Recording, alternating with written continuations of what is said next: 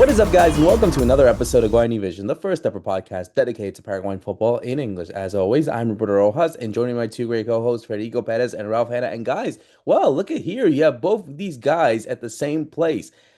Fed is not in the United States, but Ralph is in Paraguay at the minute. He had just traveled to Paraguay this week to visit some family, to do some stuff, and of course attend a lot of the football matches that had occurred across all the country, I would say, in various competitions. He was at the game to watch Cerro. He was at the game to watch Recoleta. He had been to other games as well. So, Ralph, firstly, I'll introduce you first before anything. I usually like to introduce Fede first, but how has your time been in the country so far? Even if it's been very cold from what I've been seeing and what I've been hearing as well. Yeah, that's right. I mean, hi to everybody. Nice to be back here in Asuncion. And you're right. I mean, it's been cold, it's been wet. Today is like a bit better, so I got the short sleeves on. But it's been fun to be back. I mean, seeing Asuncion is a city that's changing so much so quickly. I was here a year ago, and even since then, like buildings are sprouting up. I saw just a fun thing for the ground hoppers now is the guys that sell Coca-Cola in the stadium. You can pay them by transfer on your phone. You don't have to pay cash anymore. That kind of blew my mind. So everything's changing here, and it's been a lot of fun, except for the football, which we're gonna have to talk about because we didn't get anything to really cheer this week in Paraguayan football. No, no, we haven't, Fede. Certainly as someone that's on the ground, typically and kind of feeling as if this week was going to be a magical week at the beginning, with three matches involving three Paraguayan teams. One of them was going to be a big undertaking, but at least two of them were in a good spot after the first result in Brazil, and ironically enough, but. Yeah, as we talk here on Friday, all three teams are unfortunately eliminated: Olimpia, Cerro Porteño, and Recoleta, meaning that there are no more Paraguayan teams left in any international competition. So it's kind of a dull Friday to begin our chat here.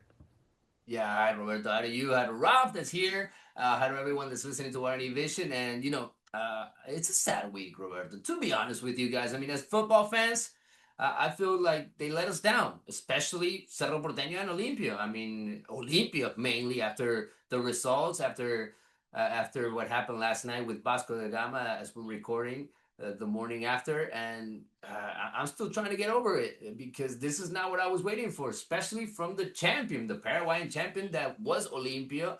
At least Cerro Porteño, they got scored on just once, and it was Gustavo Gomez again, who has a particular story there with scoring on Cerro Porteño. And we've seen the interviews, we've heard it before, talk about the Olympian nights when he was little and the fireworks that he would usually celebrate. So it must have been a special goal also from him, right? I mean, he is the captain of the national team. There is that link, and as he was leaving the stadium, he was, making some signals there for Cerro fans. So it was a special night for him, but it was a letdown for Cerro fans. I mean, the best out of this week was not only seeing Ralph again here in Paraguay, but I would say it was football fans in the stadiums because all three games were pretty much packed.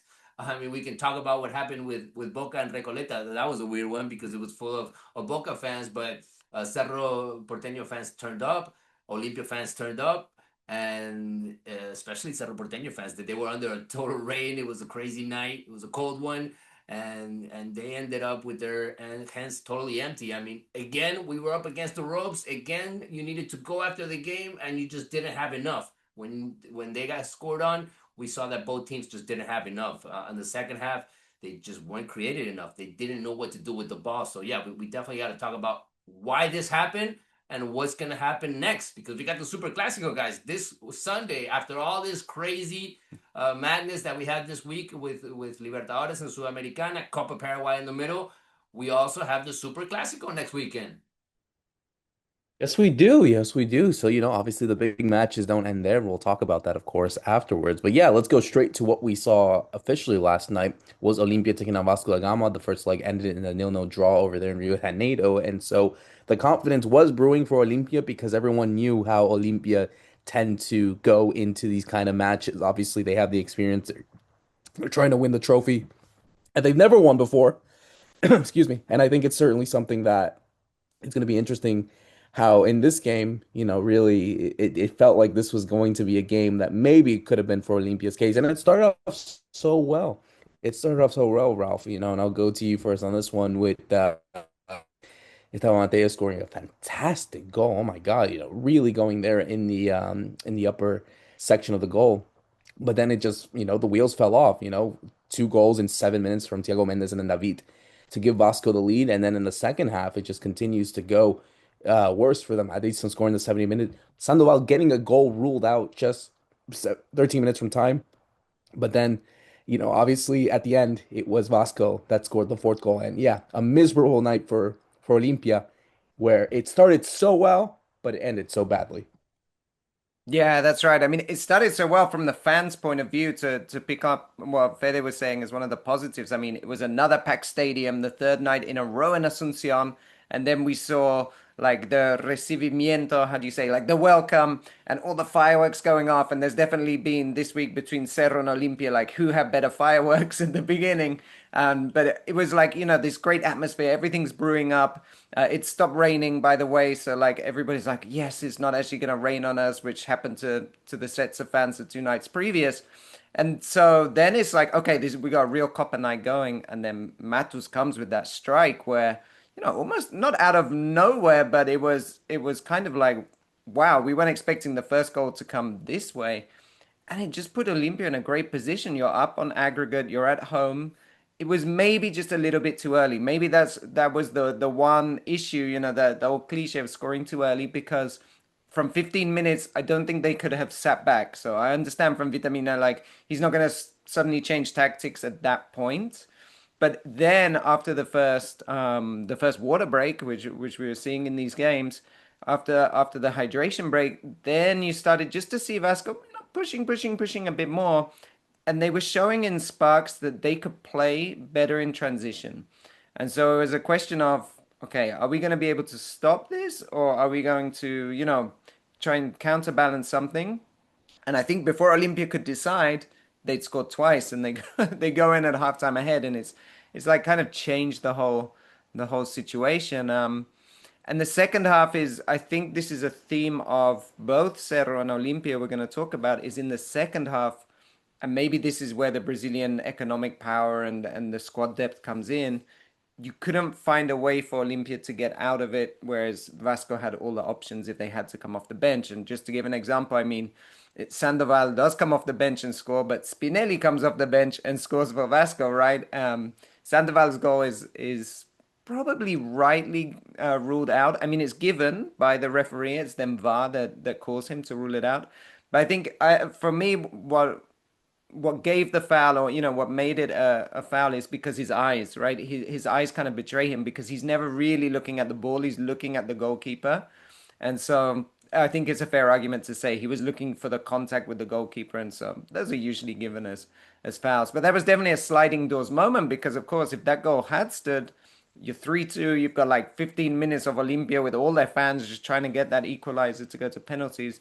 Could have been a different story. But in the end, I think looking back on that whole game, you just think it seemed like an Olympia team that didn't have it didn't have kind of the next level to go to. So when Vasco needed to go to the next level, they did, and Olympia just couldn't cope, and it ends up being actually one of their heaviest home defeats, especially in the Sudamericana.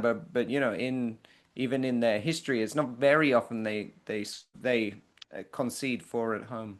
Yeah, it was embarrassing. I mean, to get 4 goals scored on here in Defensores del Chaco, I mean, we've never seen that, or at least lately from Olimpia being eliminated this way, especially with the kind of year that they've been having. They were champions of the first semester, so you've been waiting for this team to kind of build up into that Libertadores that they also have to play next year. So I was thinking to myself, this team just needs to evolve. This team just needs to get better in defense, and it was Gaston Olveira that saved them over there already in Rio de Janeiro. He was saving them again here in Asunción last night when the game started to get ugly. I'm totally with Ralph that maybe it kind of backfired on them that to put the game on their side so quickly. It was a great goal, but nobody's gonna remember that goal after how the game ended. So only Mateos, I think, is gonna take that memory of scoring in Sudamericana. I think it's just his second goal of his career. It's the first goal that he scores with this jersey, but I mean, it's just gonna be part of history. because Olimpia is eliminated again in this round. We talked about it last week. I mean, Olimpia is yet to move from this stage in Sudamericana historically. So I was hoping for them to do it at home at least. And with that goal, I was thinking to myself, okay, now put the defensive setup. Let's move back this team. Let's do it like they did in Rio de Janeiro. Let's suffer the whole night if we have to, but let's not get scored on. I know it just happened right away, right after the water break. It all turned around, and Olimpia just had no reaction in the second half. And that's what I'm worried about, just what Ralph was talking about. When the Paraguayan teams need to do something with the ball, maybe even just like the national team needed to do something against France those last minutes in the World Cup, what did we do? Absolutely nothing. We barely had opportunities. And it wasn't just Olimpia, it was Cerro Porteño also the night before. So I'm worried about that. Just when you have to propose, when you have to go out there with the ball, when you have to take it to the other team, do you have enough? Do you know how to do it? Because I do think that Olimpia had enough. Because I think Olimpia hired the right players, even though people are talking now. Brian Romero, I mean, they brought him. Was he the right striker in the market? Were they aiming for a name like Tony Sanabria, who ended up in Inter? Were they aiming for or waiting for another striker? Did they do what they needed to do to reinforce this team and try to fight for the Sudamericana? This is a title that their fans wanted. I mean, their fans expected for this team to get through, and they were just let down. So for me, I think right now it's just having a balance and looking at everything they did these last couple of months and aiming fingers at certain players that just weren't up to it. I mean, Richard Sanchez, he played a lot in these two games, but he didn't make the difference offensively. And then you have other players that are also being pointed at by the fans, especially. And we'll see if they're gonna keep on going with this team or if it's a time to maybe let go of some of these historical players that have been part of the squad for so long and just did not contribute in the most important night of the year. I'm about to say, yeah, I mean, certainly, for them and another team we'll talk about in a bit. I mean, this was disappointing, from all intents and purposes. And, certainly you feel like the year is kind of over with. I mean, they still have the clausura to technically fight against, as well as the Copa Paraguay, which, Cerro Porteño have as well.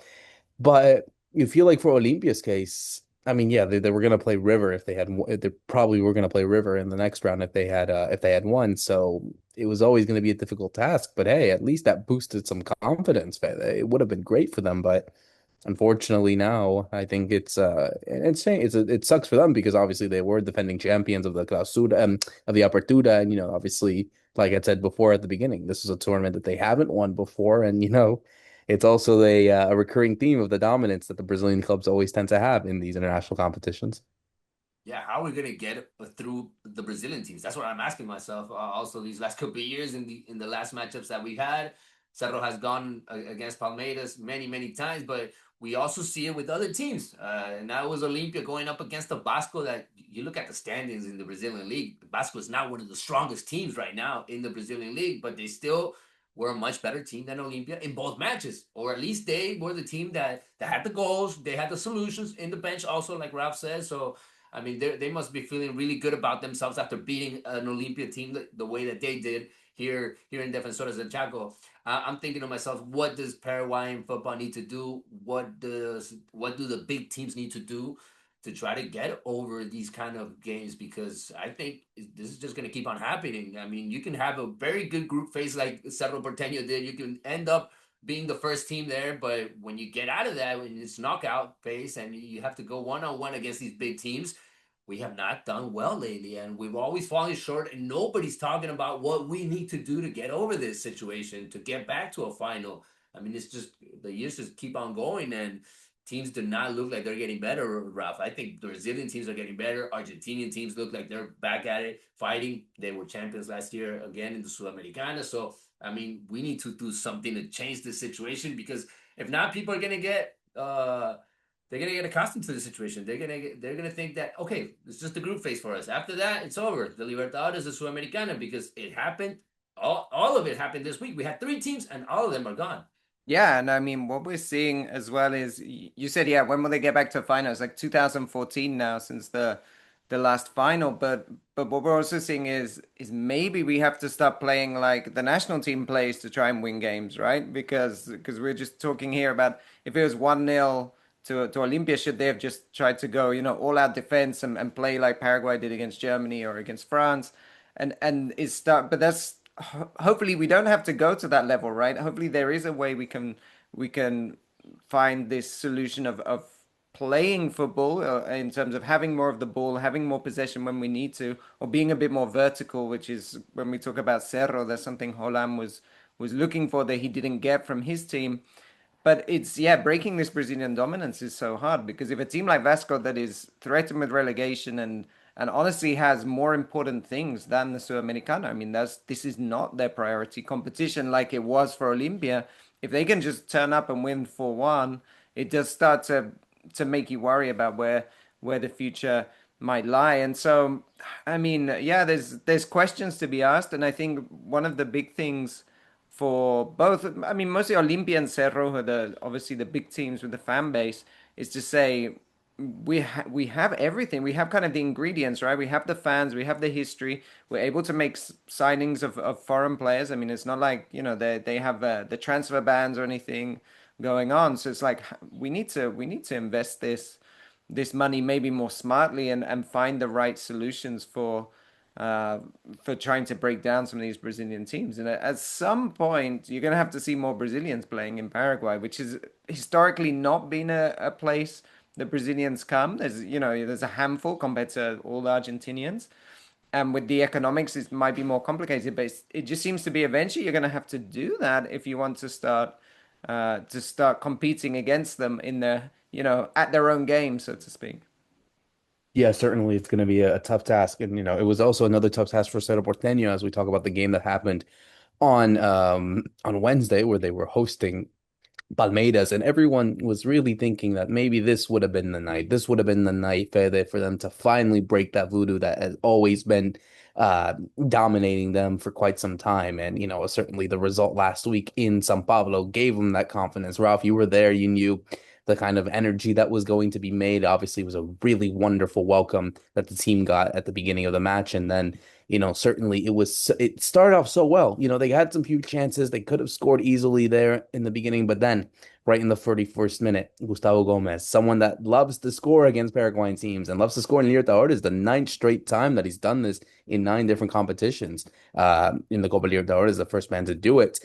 He scores a fantastic header from a set piece, something that he's obviously been known for quite some time. And then Cedro, desperately tried to break something in and they couldn't. So they could not do anything there. And it was another disappointing night for Cerro Porteño, another disappointing elimination, which, it wasn't meant to be. And, maybe you felt like this team didn't risk enough to try to go and get the result.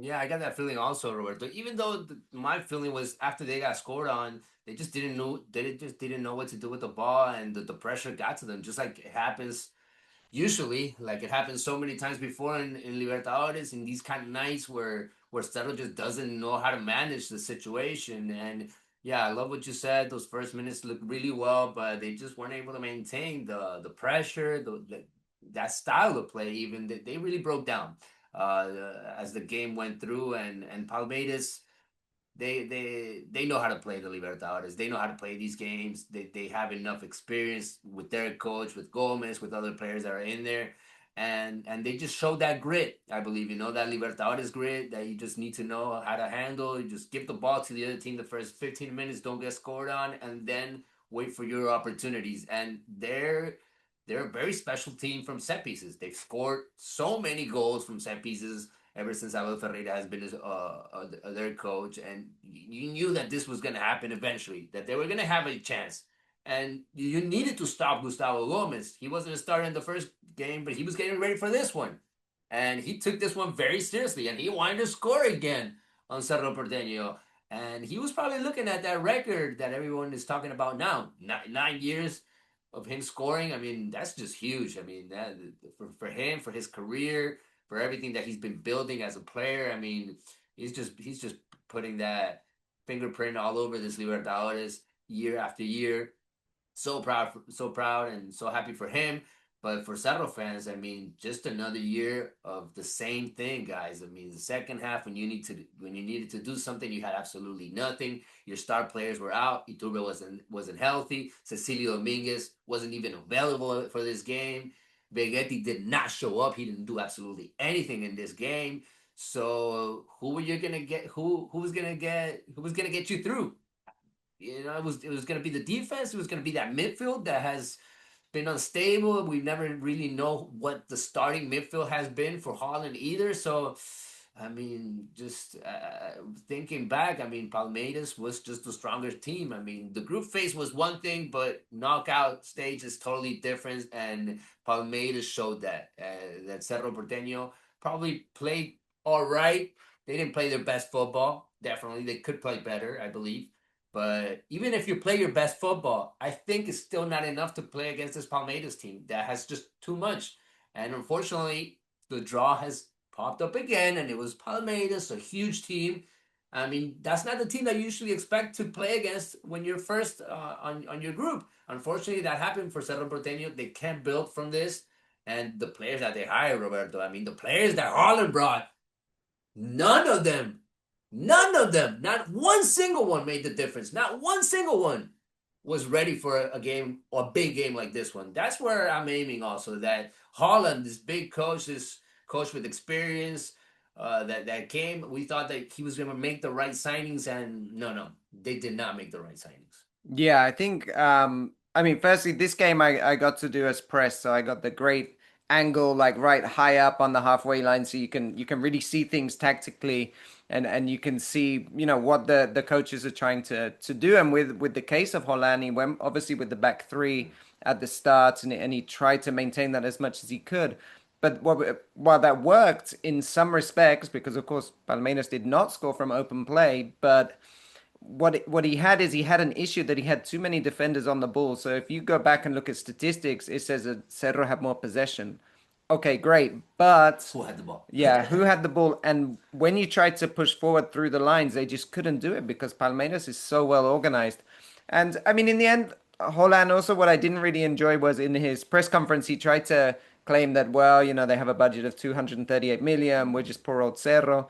But of course, that's the whole reason you're here. You didn't come to be a manager that was trying to beat teams smaller than you. You were here to try and beat the big teams or find the tactical way to be able to do it. And to Fede's point, like he just didn't have the right players to do that.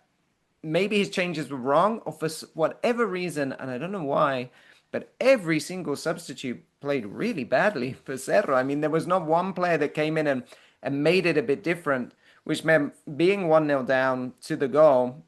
I think is from they have a shot in the 49th minute, and then they don't shoot again until the 80th minute. I mean, that's you can't be doing that chasing a knockout game, right? Like you can't go until the very end to then start creating chances. And yeah, just I mean, particularly Iturbe, who was you were hoping he'd be the one to change it.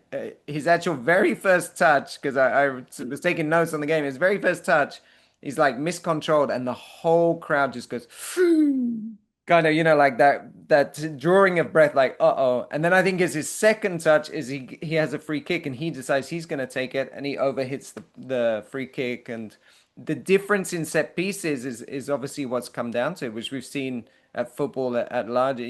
Football as a whole globally is such a big thing now, and that attention to detail. And so someone like Ariel Olam, you're like an elite coach at South American level. You need to be kind of working on that. And in the end, I mean, maybe it could have been different. There were only two chances I can think that Cerro might have been different, which is the very first minute, Aliceda shoots, kind of drags his shot, and then Vegeti's coming in and he doesn't touch it. If he touched it, maybe it's a goal.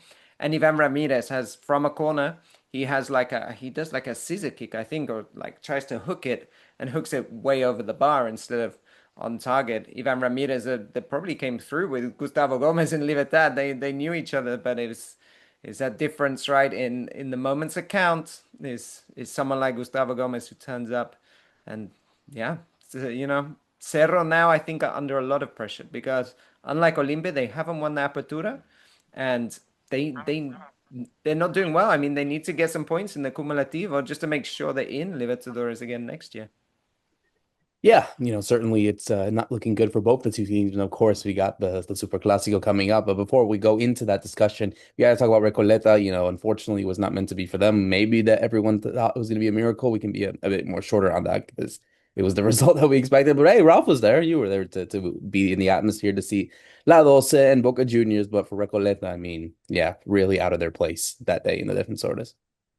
Yeah, this is one I experienced totally different to Cerro because I went in the graderia, which is the stand behind the goal, right, with all the Recoleta fans, and that meant I was directly in front of me was La Doce and the Boca fans, and then Boca had actually taken a whole stand of what in Paraguay they call platea. It was like So 70-30 pretty much of the stadium, yeah, yeah, right? yeah. Like there was more Boca fans than Recoleta for sure. And honestly, like around me, I don't think they're Recoleta fans, guys. They were fans of Paraguayan football like myself that wanted to be in the game and kind of see Boca, but not supporting Boca. You know, everyone was behind Recoleta where I was. And it was interesting. I mean, just for people to understand as well, Asuncion is on the border of Argentina. And so there are many Boca fans that are not from Buenos Aires. So really a lot of the guys that came were just crossing the border, like hopping the border, you know, from Formosa, from Misiones, from the provinces like in the north. So where Asuncion is much closer than Buenos Aires. And this is like, wow, my chance to see Boca. And you know, Recoleta, they were sensible, I guess, economically. They said, let's open this all up to Boca fans, and we're not going to have home advantage. But they were never going to have it anyway, if we're honest, right? It's you know, they don't have enough fans to fill the stadium.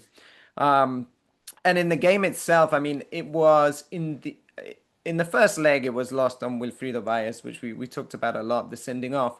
But it was also the introduction of Sebastian Villa that came on and made the assists that helped Boca get the win in that first leg. And what we saw here is again he started Sebastian Villa and someone like his kind of pace and his ability to run at Recoleta, they never really found a way to deal with it. The two central defenders, and I mean they were struggling the whole time. Um, the third goal is from Merentiel, who's just such a good player, and I saw that finish. That was right in front of me. I mean, that is an incredible finish technically. I don't think there was maybe Ale Silva, but I don't think anybody in the Recoleta team could finish the way he did. He kind of hits the ball into the ground a bit like Messi also used to do, like and to chip the keeper. Is a just brilliant goal, like taken all in his stride. And yeah, I mean, Boca were a step ahead for Recoleta. It's been a brilliant journey. Economically, they're planning to build a new stadium. The president was saying, right, Vidal, and probably from this money they've earned, that's going to help them build the new stadium, a bit like Emiliano have done. So, I mean, this was a sad way to go out, conceding so many goals. But just looking back as a whole, this has been something that will transform the club and give them another 20 years of growth that they maybe wouldn't have got. So it has overall been a brilliant journey for them.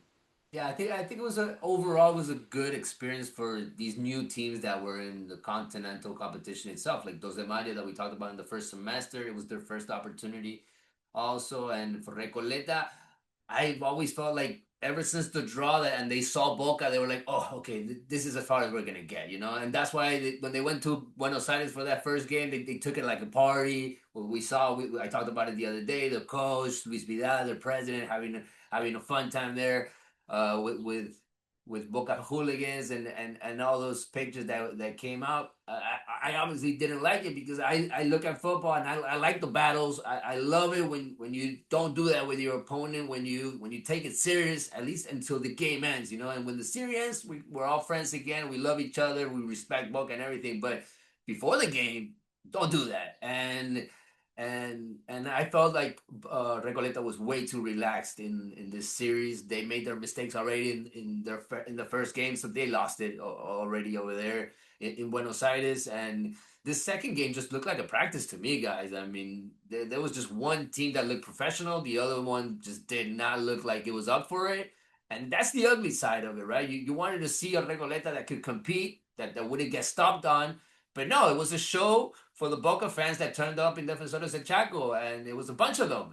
It was too many of them, and the way that I see it, also, I didn't like that much. That was also something that that I hope doesn't happen again. I mean, I love that Recoleta had their first experience, that they're gonna build from this, that they're gonna eventually put this money, millions and millions of dollars, because they made a lot of money during this campaign for the next stadium, that they have a project, that they have a philosophy of playing football. I love all of that. But when you go up against giants, when you go up against big teams, you don't respect them. You take it to them, and I felt like Recoleta was too humble in this situation, and I didn't like that from them. So hopefully they learn from this, and next time we see them, hopefully we will see them again in Sudamericana or Libertadores. We see a much stronger team, and we see a team that takes it much seriously. 100%. And now two teams that do need to take it seriously are Olimpia and Cerro Porteño because certainly both these two games, it's really funny, guys, how this all works. Like all the teams, all the games between Olimpia and Cerro have been the same ever since the results, ever since the World Cup has come back. Now that they face each other, I mean, it could be a draw, you never know.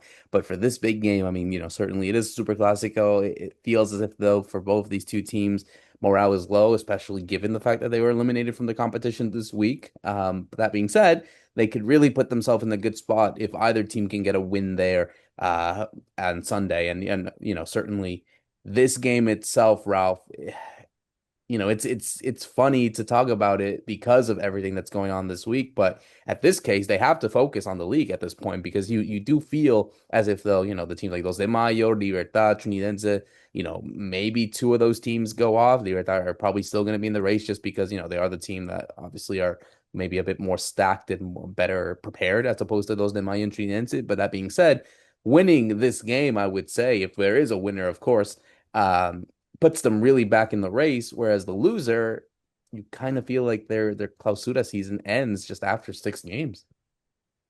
Yeah, I mean, if you lose, if a team was to lose this, because by the way, I'm already leaning towards a time as I'll analyze now. But if the team loses this, I mean, you've only won one of your first 6 games. Wow, like this is unknown territory for either side for both of them, and the pressure is huge on both managers now because even though Vitamina Sanchez he won the Apertura and of course that builds up credit in the bank, you know that really they're judged not just on the domestic league, it's also on continental competition because that's what's driving the finances and the money. And so if you're kind of out and it's like, are we just going to let him go through the motions until December and then like what we have to hire somebody? Or are we gonna like, oh, maybe this is a time to step aside and get someone and now start preparing for Libertadores? Because in Olimpia's case, they're already qualified. In Cerro's case, yeah, it's even bigger, I think. I mean, I think if they lose, Holland's out. I'm gonna say that today. If they lose, I think he's out because I saw a guy that was very defeatist in the press conference. He refused to answer a question about Super Classico, by the way. He said, let me like process tonight before I talk about that, which was maybe wise as well because I think he's waiting on a lot of players to see if they're back. But I mean, he's brought in all these players in Clausura. They've had a terrible start. They didn't get through the Libertadores, so why would he stay? Kind of thing. So I mean, it's huge pressure not to lose for I think for both teams and for both coaches. And so with that in mind, when there's so much pressure not to lose and both teams feel it, sometimes you tend towards a draw because you're going to be very cautious. So I think we might see Cerro with that back three again and just keep it very tight, look not to concede early. And Olimpia will kind of be happy with that, I think, because they're coming with a day's less rest, of course, because they've played on Thursday, Cerro played on Wednesday. And so I think, we might see this a kind of classical that we had for a long time when they kept drawing the games, but partly because neither team is good enough to win, or or like their level is not significantly higher to win, and also because there's so much pressure on both sides now not to lose. And so I'm intrigued to see how it plays out. The other thing is maybe it just goes the other way, and they're both like, we have nothing to lose, and we just go end to end, which I think in that case would suit Cerro, and I think then they could win if Holland gets it into that what he calls that verticality that he likes. Okay, then Cerro might have more of a chance. But at the moment, I'm seeing two teams that don't want to lose and will stand off, and we could get, even a 0-0, but probably like a 1-1 tie or something. I'm jumping right in there because I'm just seeing this from having spent the week here. Yeah, none of these teams feel comfortable playing this game. This game cannot come in a worse time for these teams. So I mean, it's just obviously the players are going to think to themselves, okay, this is the great chance to bounce back, to put the fans back on our sides. But for both teams, I mean, it's just not going to be enough. Even if they win the Clausura, I mean, their fans were expecting something else in Libertadores and in Sudamericana. So it could be that opportunity for certain players to kind of show up and and put the fans by their side. I was just talking about Brian Romero. If he scores in a game like this, it could put him in that status. Begetti, the same thing. I mean, this could be that opportunity for some of these guys to secure their contract for next season for the Libertadores. In the case of Olimpia, for Cerro Porteño, they need to win this one because they need to pick it up in this clausura. They need to win and qualify to the Libertadores. So they're going to be the team that I believe is going to be up against the ropes.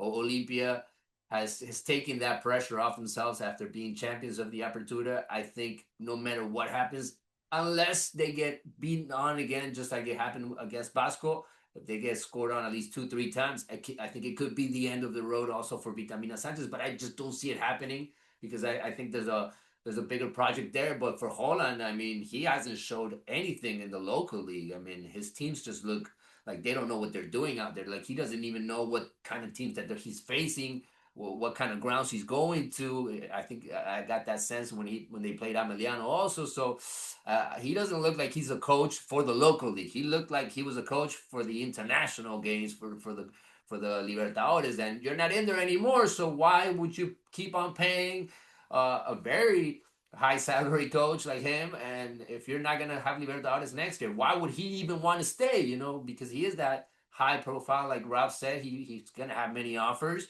and I believe it could be the end of the road for Holland. And they might have to look into other coaches. They might have to look at a coach from the local league. There are a whole bunch that are doing really well right now, and I wouldn't be surprised if they end up going that way. That should be the way, but usually Cerro does not do that. Usually Cerro hires people from outside of the country. They have a whole new structure there that they're working on. Holland is part of that structure, but if you don't get the results, people are gonna aim for you. People are gonna ask for your head, and I think it could be that kind of game. Ralph, Roberto. I think if Cerro does not win this one, it could be an end of the road for them.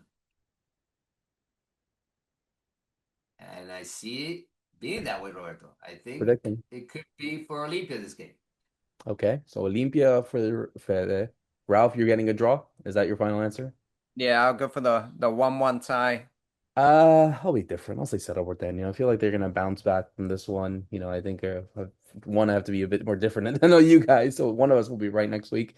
But yeah, I just have this feeling that after what had occurred on the week, that they will have a fire in them as well. Olimpia will also have a fire in them, but I think I think Cerro will have the bigger fire and try to win an ugly game, but a game that is won by them either way. So yeah, it's gonna be an interesting Super Classico. I can't wait for it. Also, starting this weekend is the start of the Premier League. Obviously, we have a bunch of Paraguayans that are going to be in competition this weekend, actually. And one game that we'll be talking about in particular, obviously, comes off from a transfer that had occurred just days after our last recording. Is Julio Enciso? Julio Enciso has officially joined Ipswich. He is back at Ipswich actually because he was there last year on loan, if you remember.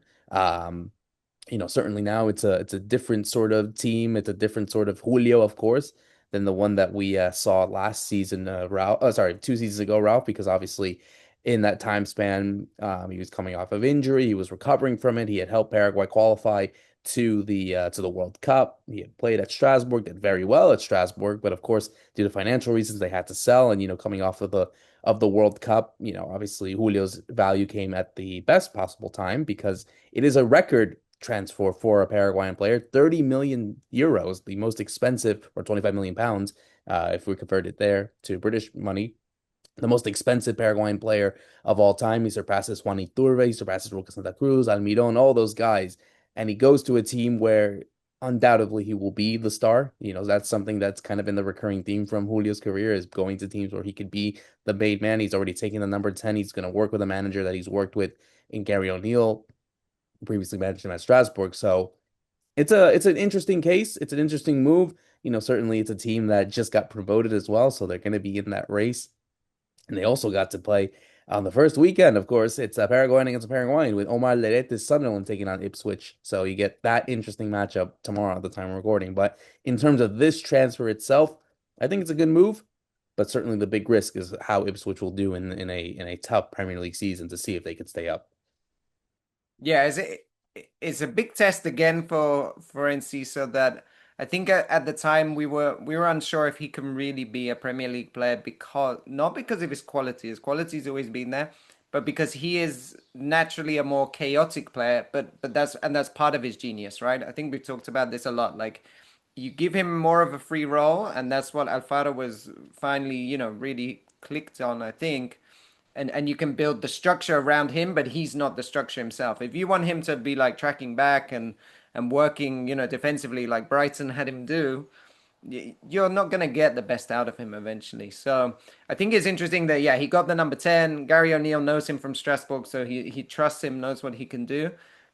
I think a lot depends on the first few months, right? If Ipswich are suddenly in a real relegation battle, unfortunately, he's going to be a bit of a luxury for them. And so, as much as he is the star, it might start to get tougher for him, and you might see less minutes. He might be one of those players that will give him 60 minutes, but then we need to switch it up because we want to go long, or, I don't know.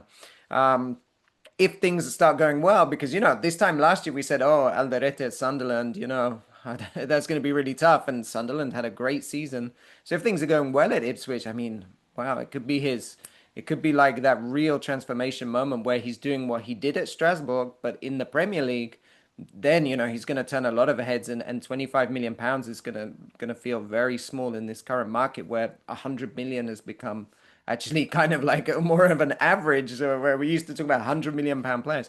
So I mean, yeah, it's a really big moment for him, and just another reminder that although he's been playing, this is probably his seventh or his eighth professional season, he's only 22, right? He's only 23 or no, 22 still, right?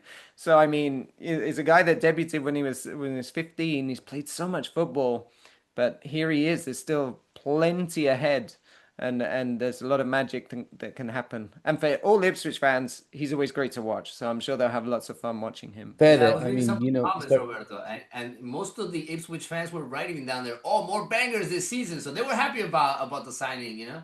yeah, no, certainly. I think, just going into that, I feel like it does add in also that pressure of, the fact that we had already seen him beforehand, and of course, the fact that he is starting the season with them as opposed to during the midway point where Ipswich were not in a good position the last time he was there. This is a more different scenario where they get the entire season. And yeah, you're right, Ralph. It'll be his ninth professional season, and he's only 22. But, certainly him with obviously Theo Gomez playing at Brighton, he's certainly going to be someone that's going to be important. I think, when you look at all three of the Paraguayans that are playing there, at least the three main Paraguayan players, because there's obviously Enzo Gonzalez and what's his name, Diego Leon, but we'll see what happens to both of them in England. But I think in terms of the three that we're talking about with Omar, with Diego and with Julio, all three of them are going to be important players on this team, which I think is something that, doesn't really happen a lot. But, the fact that we get three players that are going to be on their day starters week in and week out, two of them are going to be playing in European competitions as well. I think that shows that for them, this is a good spot for them to really, break out and really do well for all these two teams that they play for. Yeah, I would watch out also for Enzo, man. It could be his opportunity. It could be, especially these first couple of months, he could get a shot eventually at the first team. He's been playing during the preseason. I've seen that he's been playing in the under 20s, so good for him. As for Julio, I mean, with the price tag comes responsibility, and hopefully he knows how to handle that situation. Hopefully he can be the star of this team, and hopefully he can score as many goals as they're gonna need from him, because I think they're gonna also need for him not to only be the difference maker with the ball, but scoring. I think people expect that from him also. But going back to the Premier League and him already having that first experience of knowing what it's going to be like, I think that could work in his favor. Hopefully, he has another healthy season like he did in the French league. I think that's going to be huge in that sense, if he can just play as much as he can, because he always has trouble, and just because of the way that he plays, he usually gets pretty banged up. So hopefully we have that Julio Enciso that shows up in the big games, that makes a difference against the United, against the City, against Liverpool, because those are the games that really put you on the radar, and those are the games that I believe are going to put Julio Enciso again on the level that I was expecting to see in this transfer window. I thought that this was going to be the big transfer window for him. 6 months ago, we were talking about maybe he was going to make the leap to Chelsea or a big team like that. It didn't end up happening. He's going back to Ipswich, but let's look at the bright side of it. Let's look at the positive. He's going to be playing in the Premier League. He's going to be playing. He's going to be a very important piece in this team. He plays with a coach that he knows, so he's going to feel comfortable in that sense. I don't know if there's that many South Americans now in Ipswich. Yeah, that's usually a very important part of him feeling comfortable in the locker room day to day. I still believe he doesn't speak English that well. I think he's probably gonna have to pick it up a bit more this season if there's not that many South Americans in that locker room because he's gonna have to probably speak up. And now he was the young one before. Now I think he's coming in as a star, so maybe he's gonna have to start becoming that leader in the locker room. And I want to see that also in the national team. So hopefully Ipswich can be important in that sense for him. There's two of them. There's a Brazilian and there's a Chilean. There might be another one with Ezequiel Palacios apparently being rumored, but that's not official as of yet. So, it's yeah, Julio is gonna stick with his Brazilian and Chilean friends, I guess. But yeah, I mean, look, I think Ralph, it's an interesting test, and also for all the other players too. With Omar, certainly someone that I think has gotten a lot of appreciation from the fans and from his coach and from everyone, so that he is an important player. And for Diego, I think the same could be said for Brighton fans and his coach. So. I think all of them have gained their confidence from all levels, from in on the pitch and off the pitch, that allow them to hopefully flourish this season. Yeah, and I think Diego Gomez maybe has just made history last night, right? Probably the first Paraguayan to be in the Arctic, so because he was playing against Tromsø. Luckily, it was August, right? So not too cold. But it's a big one for Diego because he didn't have a great World Cup. So I mean, you can't put that. He now needs to go and prove himself again in a way. Of course, we know the quality he has, and I've already always talked about his versatility, which makes him such a useful player, especially in that Brighton team. And if we look at Brighton, that's made a lot of sales. He's now become. We talked about just now Julio Enciso, one of the leaders. I mean, he's now one of the key players in that team as it stands. So there's a big season for him. And for Omar Alderete, Sunderland, I mean, it's second season syndrome, right? I mean, these teams, often the promoted team that does well the first season can really suffer the next one.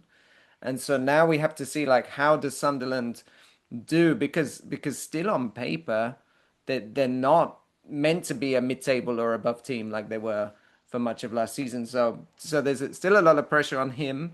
But I think one thing we've seen with Alderete, he must now be one of the most consistent Paraguayan players in Europe for minutes played. He's always had so many minutes when he was at in Germany and Spain. He always picked up lots of minutes because you could depend on him. Sunderland found the same as well. And so it's just another season that he gets to prove that as well. And thinking for the national team, I mean, that gets to, he's one of our key players because Gustavo Gomez is getting older and older. But you have someone like Alderete coming in to fill that spot in terms of leadership and being one of the key stars of the team.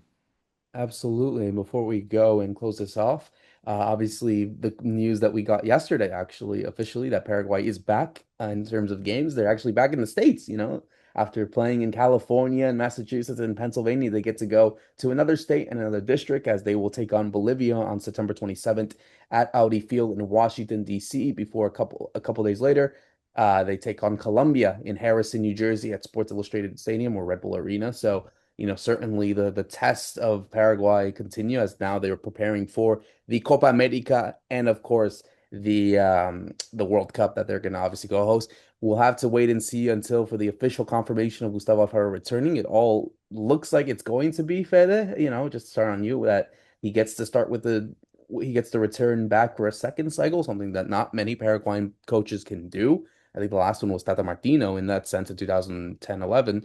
But certainly, this is kind of the test where, obviously two opponents that Paraguay know very, very well. They're accustomed to playing against them all the time. Obviously, a big community of Paraguayans in DC, in New Jersey, in the Northeast. We obviously don't need to go big on that, but of course, there's a big Bolivian and Colombian communities as well. But hey, it's a good way to sort of prepare, I guess, now for this new cycle, maybe not too much stress as opposed to what we saw beforehand when they were preparing for the World Cup and the qualifier. So it might be a good time for Gustavo Alfaro to try out new players, some that didn't get their chance at the World Cup or haven't had their chance so far in this sort of year because they had the friendlies, remember, back in March.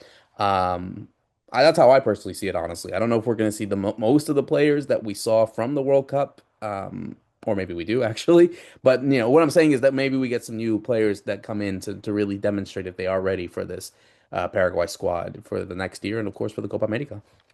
Yeah, I think he's gonna open up the pool a bit. I think we're gonna see part of the structure that was there during the World Cup, but there's a lot of players that are yet to sign with teams. There are a lot of players that are still around the transfer window, and they're just gonna be heading into their new place. They're gonna be heading into their new club, so maybe that could be a thing to consider when you're making up the list. If you're Gustavo Alfaro, who I believe.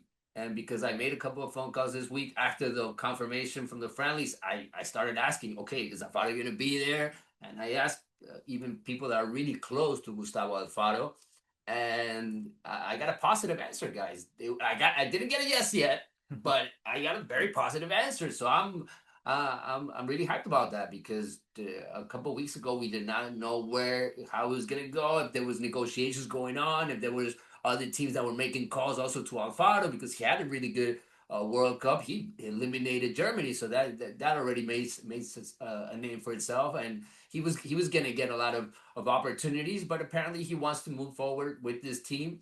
That's what I got this week, and hopefully we get that confirmation maybe next week, right? Because we already got the friendlies this week, so it would be it makes common sense that it would comes like next week, the week after that we get the confirmation that Gustavo Alfaro is gonna be the coach at least until the next Copa America. I don't know if we can say already to the next World Cup, even though it would be also the smart thing to do. But I think he's gonna stay at least to the Copa America and see how this team evolves. If he finds the right strikers for this team, if we can be a more of an attacking team.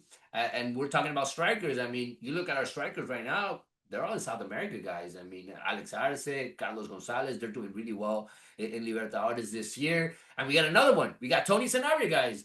And I don't have that many Brazilian jerseys. I was thinking about today as I was looking at my closet. But I got one bootleg one a long time ago, and it's Inter, where we're going to have now, yes, buddy, we're going to have Tony Sanabria. He just signed, and I like the signing, guys, because I think it's a club where he can be himself. I think this is the first step of him in South America because his whole career was in Europe. So it's going to be interesting to see him in the Brazilian league. And hopefully Tony can pick it up. Hopefully Tony can start scoring. And that's what I want to see. Besides wearing the jersey, besides rooting for him, I want to see the best Tony, which I did not see during the World Cup. And for that, he needs to start playing. And he's one of the names that I got in my head of thinking, are we going to move forward with Tony? He's one of those names that I put on that list, Roberto. That kind of let me down. And I'm thinking to myself, do we want to still keep on calling these guys? Are they going to be part of the team looking at the Copa America and looking 4 years from now in 2030?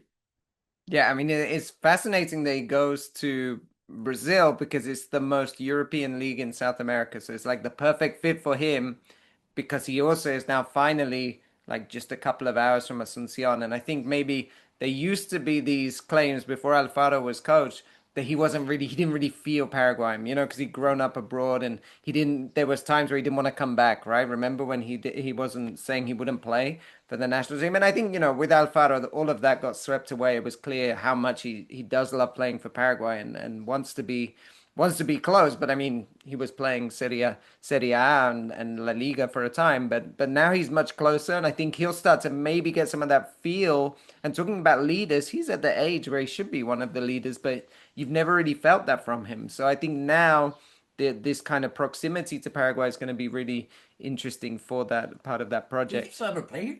Because Olimpia actually wanted him. Olimpia really want him, right? So I mean, he's getting closer and closer. So we might see, finishing off the career, in in his home country finally, right after so much time. And then just a quick word on the friendlies. I mean, one of the not disappointing this, but one of the issues we have at the moment is, and this is a big issue for CONMEBOL, is you've got no one to play against because at the moment, you have to play against other CONMEBOL teams because everybody else is doing Nations League qualifiers for their own competitions. And so there wasn't really much option other than to play a fellow CONMEBOL team. But of course, economically, it makes way more sense. Like they did before. Remember Like in the old days, yeah, maybe do like an Atletico Bilbao, I think we played against one time, right? But yeah, I think just going up to the US is obviously financially makes more sense for the friendlies, but you're just having to play your old foes, people that you know. But I mean, that's just going to be the issue from here until Copa America, and part of the reason, because you've qualified for the 2030 World Cup, there's just not going to be that many competitive games happening. But maybe these friendlies become more competitive because the qualifiers are going to be much different. They're not going to feel, I think, the same as they have traditionally. Yeah, 100%. It's certainly going to be it's sort of an incognito as of what's going to happen as of yet. We don't know what is going to happen in terms of how Paraguay are going to prepare for the World Cup and of course the Copa America. We have to wait for that to be confirmed, but at least we have these two games confirmed for them to see, all the fans that had cheered them on during the World Cup and during their times in the States. Let's not forget that there's a huge community of Paraguayans here, especially in the Northeast and of course in Washington where they're going to have those You games. guys So been at least getting a whole bunch of games lately, Roberto. hey, the money never stops, I guess, for all the fans here. So it'll be fun to attend those games, and I can't wait to do that as well as we close out another great episode of Guarani Vision for myself, Roberto Rojas, Fede Perez, and Ralph Hanna. Thank you so much for listening in. See you soon.